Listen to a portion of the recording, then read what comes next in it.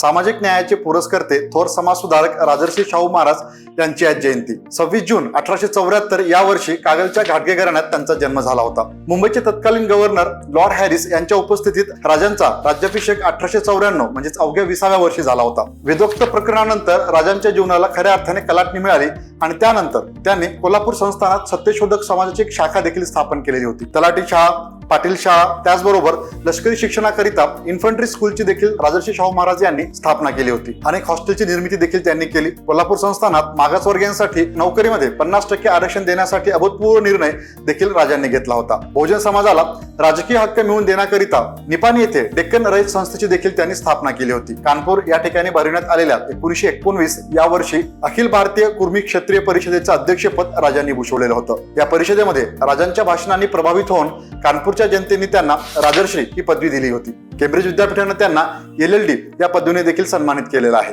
राजांचा जन्मदिन 26 जून हा दिवस महाराष्ट्र शासनाच्या वतीने सामाजिक न्याय दिन म्हणून सर्वत्र साजरा केला जातो।